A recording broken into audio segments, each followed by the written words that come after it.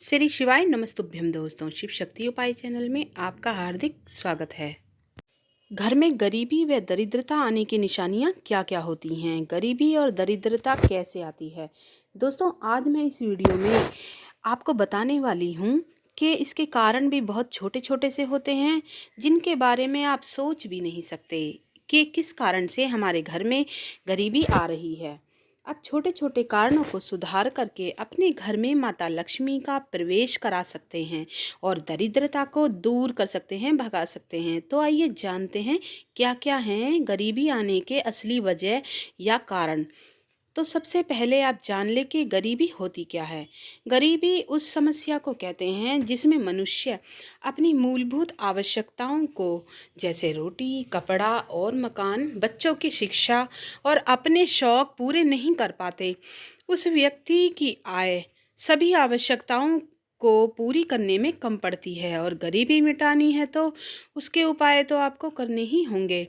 साथ ही जैसे आप उधार सुधार करें, किन चीज़ों को आप घर से बाहर निकालें, क्या होने दें, क्या ना होने दें।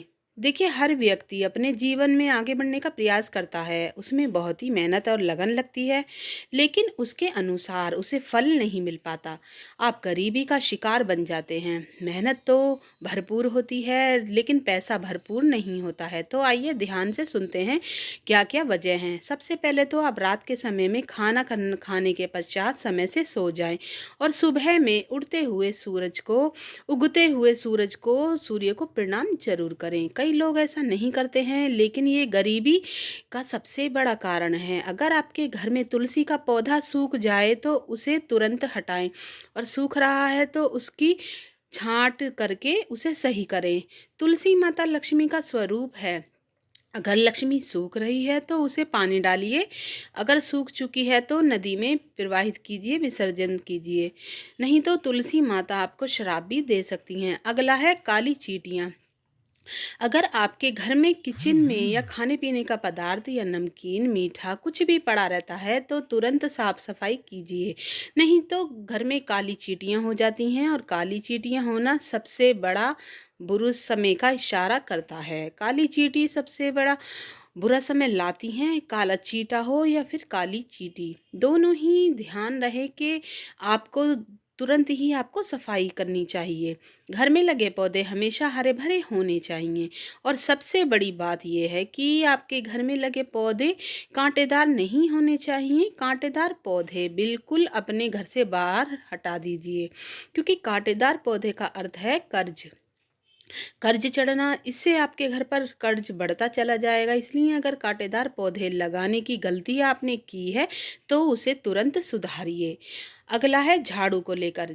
अगर आपके घर में टूटी फूटी झाड़ू है, आप उसे इस्तेमाल नहीं करते हैं, तो ऐसे में झाड़ू का घर से तुरंत हटा दीजिए। झाड़ू अगर पड़ी है, सड़ रही है, गल रही है, इधर उधर बिखर रही है, छत पर फेंकी हुई है, कूड़े करकट में डालकर छोड़ दी है, लेकिन उसे फेंक नहीं रहे हैं, ऐसी झाड़ू को तुरंत हटाइए या फिर विसर्जित कर दीजिए, क्योंकि झाड़ू लक्ष्मी का प्रतीक मानी गई है।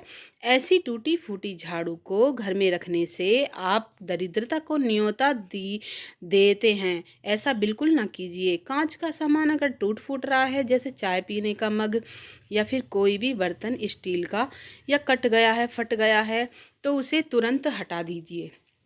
टूटे फूटे बर्तन में भोजन बिल्कुल मत कीजिए, ये गरीबी और कंगाली को इशारा करती है। अगला है छिपकली।